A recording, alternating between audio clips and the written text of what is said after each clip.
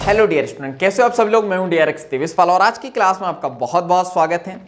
आज भी टॉपिक का नाम नहीं है, तो हम लोग जो है बैक्टीरिया के बारे में पढ़ रहे हैं। तो चलिए पढ़ते हैं। हम लोग बहुत सारी बातें हम लोग कर चुके हैं, इसके आगे की बात हम लोग इस क्लास में करेंगे। तो यहाँ तक के हम लोग देख चुके थे कि वर्णिकी लवक क्या होता है। अब हम लोग बात करते हैं जीवाणु कोशिका। सो पेन मैंने लिया नहीं और आपने भी कॉपी पेन नहीं लिया होगा, तो सबसे पहले आप कॉपी पेन ले लो, नोट्स बनाया करो साथ साथ में। जीवाणु कोशिकाएं चलायमान अथवा अचलायमान होती है। तो चलो इसको समझाने के लिए मुझे जो है फिर से डायग्राम बनाना पड़ेगा बैक्टीरिया का। तो एक ये लेयर, कितनी लेयर होती है अभी के अभी कमेंट्स करो, कितनी लेयर होती है। अच्छा, आपको होमवर्क भी देना पड़ेगा ताकि आप जो है थोड़े से पढ़ाई में एक्टिव रहो। ठीक है, ये तीन चीजें हैं, तीन लेयर हैं। और अब जो है आपके लिए जो होमवर्क है, आपको कमेंट्स में मुझे बताना है कि इन तीन लेयर के नाम क्या है, और जो है लेयर के नाम क्या ये भी बताना है, और क्रम वाइज। अच्छा, मैं दो क्वेश्चन बोलता हूं, ठीक है।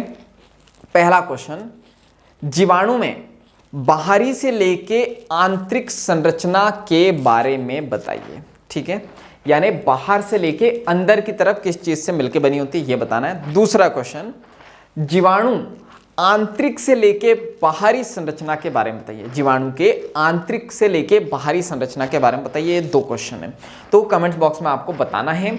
और तीसरा क्वेश्चन जो मैंने इससे पहले बोला था, इन तीनों लेयर के नाम बताने हैं। चलो आगे बात करते हैं कि ये चलायमान भी हो सकता है और अचलायमान भी। ठीक है, तो देखो यहां पे होता है फ्लैजिला, तो जिसमें ये फ्लैजिला होगा, ठीक है, जिसमें ये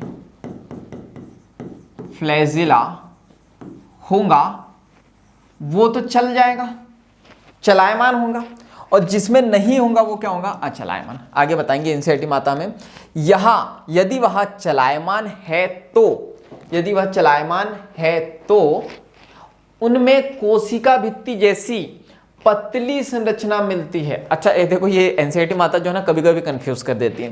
कभी कभी बोलती है कोशिका भित्ति बहुत मोटी होती है, और अब बोला जा रहा है जैसी पतली संरचना।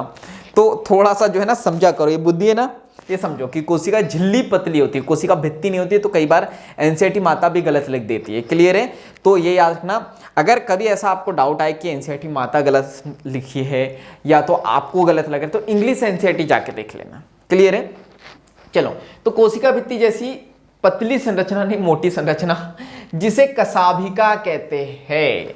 क्लियर है, तो ये जो फ्लैजिला है ना, इसको क्या कहते हैं, कसाभिका,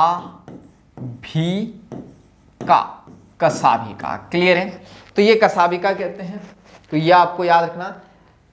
तो वो कहां गया, जिसे कसाभिका कहते हैं। जीवाणुओं में कसाभिका की संख्या व विन्यास का क्रम भिन्न होता है, यानी कि अलग अलग ये हो सकता है। जीवाणु कसाभिका, जिसे फ्लैजिलम, फ्लैजिला कहते हैं, फ्लैजिलम भी कह देते हैं। यहाँ पे एक को फ्लैजिलम कहते हैं और बहुत सारे होते हैं फ्लैजिला कहते हैं। तीन भागों में बटा होता है। वेरी इंपॉर्टेंट, यहां से क्वेश्चन आया है। तंतु, अंकुश, आधारी शरीर, आधारी शरीर, यहां से क्वेश्चन आया। ठीक है, तो आगे दिया है क्या वो देख लेते हैं। तो तंतु कसाभिका का सबसे बड़ा भाग। क्लियर है, तो ये देखो, ये जितना बड़ा वाला भाग है ना, चलो पेन चेंज कर लेता हूं मैं, तो यहां लेते हैं हम लोग रेड। तो ये जितना बड़ा वाला भाग देख रहे हो, बाहर वाला, ये आपका कौन सा होगा, जीवाणु का। यहाँ पे तीन भाग होते हैं। तंतु कसाभिका का सबसे बड़ा भाग होता है, या कोशिका सतह से बाहर की ओर फैला होता है। तो ये क्या हो गया आपका, तंतु। क्लियर है, जिसको इंग्लिश में कहते हैं फिलामेंट। क्लियर है यहां तक के। चलिए, तो आगे की कहानी तो इन्होंने दी नहीं। चलो, एनसीईआरटी माता ने आगे के बारे में नहीं बताया, लेकिन क्वेश्चन पूछ लेती है। ठीक है, चलो तो हम लोग बात करते हैं। ये समझ में आ गया आपको फिलामेंट। इसके बाद हम लोग बात करते हैं दूसरा कौन सा है हमारा, अंकुश, यानी कि हुक। हुक का मतलब क्या होता है, कहीं लगा हुआ, कहीं लगा हुआ ना, तो ये कोशिका झिल्ली से ये लगा हुआ है। तो ये वाला जो भाग है, आंतरिक वाला भाग, ये कौन सा होता है, ये होता है अंकुश, जिसको हुक कहते हैं। क्लियर है, ये याद रखना। अब ये दो पार्ट है, और जो सबसे इंपॉर्टेंट पार्ट है ये याद रखना, यहां से लेके यहां तक है, ठीक है। सॉरी ये गलत हो गया, ये अंकुश यहां पे है, ये वाला, क्लियर है, ये यहां से लेके यहां तक है। अब मैं पेन चेंज कर लेता हूं वरना आप कंफ्यूज हो जाओगे। तो यहां, अब याद रखना सबसे इंपॉर्टेंट है आधारी शरीर। तो ये है, ये कोशिका झिल्ली और कोशिका भित्ति के बीच का जो पार्ट होता है इसको हम लोग कहते हैं आधारीय शरीर। और ये बिल्कुल हिंदी में तो क्वेश्चन नहीं आता है, इंग्लिश में आता है, इसको कहते हैं basal body. Very important question आता है, बेसल बॉडी कहां होती है, तो ये याद रखना कोशिका झिल्ली और कोशिका भित्ति के बीच में। देखो मैं यहां पे ऐसा बना दे रहा हूं, सेल मेम्ब्रेन और सेल वॉल, ठीक है, इसके बीच में क्या होती है, बेसल बॉडी होती है। वेरी इंपॉर्टेंट, नीट में क्वेश्चन आ चुका है, प्रीवियस पेपर जाके आप देख सकते हो। क्लियर है यहां तक के? चलिए तो आगे देखते हैं। तो बाकी तो फिर एनसीईआरटी ने बताया ही नहीं।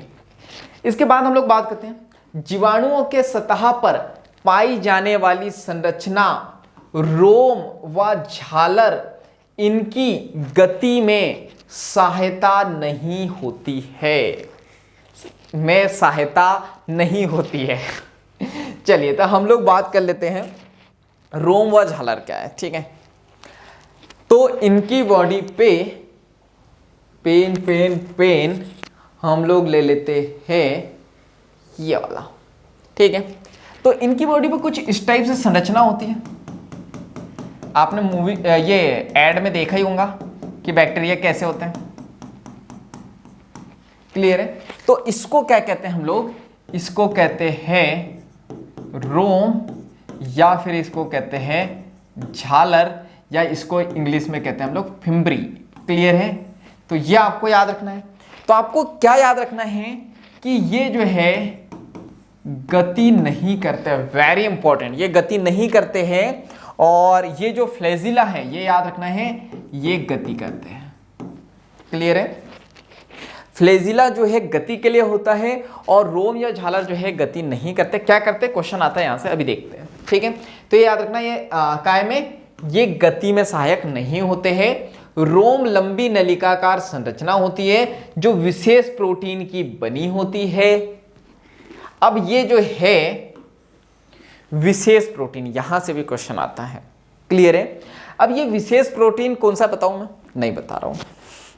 अब आपको क्या करना है, सबसे पहले प्रीवियस पेपर जाके देखना है कि यहाँ से क्वेश्चन आया है नहीं आया है। अगर नहीं भी देखो तो आपको कमेंट्स बॉक्स में लिखना है, क्वेश्चन लिखना है, तो मैं आंसर दूंगा आपको। आप भी तो मुझे होमवर्क दो ना, मैं आपको दे रहा हूँ, आपको होमवर्क देना है मुझे कमेंट्स बॉक्स में कि ये जो रोम है या जो झालर है वो किस प्रोटीन की बनी होती है। आप कमेंट्स बॉक्स में पूछोगे, मैं वहाँ पे बता दूंगा, ठीक है। चलिए इसके बाद अच्छा एक चीज़ याद रखना है, बहुत सारे लोग बोलते हैं एनसीईआरटी के बाहर क्वेश्चन आ जाता है। एनसीईआरटी के बाहर क्वेश्चन नहीं आते हैं। एनसीईआरटी माता आपको हिंट देती है कि थोड़ा तो खुद से जानो। जैसे उन्होंने बोला विशेष प्रोटीन की बनी होती है, अभी विशेष प्रोटीन का नाम नहीं बताया तो आपको हिंट तो दे दिया ना, तो इस विशेष प्रोटीन का नाम जानो आप। चलो आगे देखते हैं। तो झालर लघु सूक जैसे तंतु होते हैं जो कोशिका के बाहर प्रवर्धित होते हैं। देखो कोशिका के बाहर है, कुछ जीवाणुओं में यहां उनको पानी की धारा में पाई जाने वाली चट्टानों व पोषक ऊतकों से चिपकने में सहायता करती है। कई बार क्वेश्चन आ चुका है, तो ये याद रखना इसका मेन काम क्या है, चिपकने का। किससे चिपकने का, तो ये चिपकती है, देखो पानी की धारा, जो जहाँ पे पानी बहते रहता है ना, तो पानी की धारा में ये जो है क्योंकि जो मैंने बोला ना बैक्टीरिया तो सर्वव्यापी है, ये हर जगह होते हैं, तो वहाँ पे ये चिपकने में मदद करते हैं। तो चट्टानों में, ठीक है, पोषक ऊतकों में, बैक्टीरिया हमारी बॉडी में चिपके रहते हैं ना, क्यों, क्योंकि उसको पोषण चाहिए ना। तो ये पोषक ऊतकों, हमारे जो ऊतक है, टिश्यू है, ये पोषक है ना, यहाँ से इनको पोषण मिलता है, तो वहाँ से ये चिपकने में सहायता करते हैं। मोस्ट इंपॉर्टेंट याद रखना, क्लियर है। तो इसका स्क्रीनशॉट ले लेना है, यहाँ से क्वेश्चन आते हैं। मैंने जो होमवर्क बोले हैं वो कमेंट्स बॉक्स में बताना है, और ये जो है जो विशेष प्रोटीन कौन सा है ये मुझसे पूछ लेना है, मैं कमेंट्स बॉक्स में बता दूंगा, या जिसको पहले से पता है वो भी बता सकता है। क्लियर है, तो चलिए चैनल को जल्दी से सब्सक्राइब कर दीजिए, बेल आइकन को दबा दीजिए ताकि ऐसी वैल्यूबल क्लास के नोटिफिकेशन सबसे पहले आपको मिलते रहे। तो बाकी हम लोग मिलेंगे नेक्स्ट वीडियो में इस तरह हंसते हुए, मुस्कुराते हुए, लाइफ में आगे बढ़ते हुए, कुछ नया नया सीखते हुए। और इस वीडियो को ज़्यादा से ज़्यादा शेयर कर दो, क्योंकि जब हम दूसरों की हेल्प करते हैं तो ये नेचर हमारी हेल्प करता है। तो बाकी के लिए जब तक के लिए thank you so much, bye bye and go for success.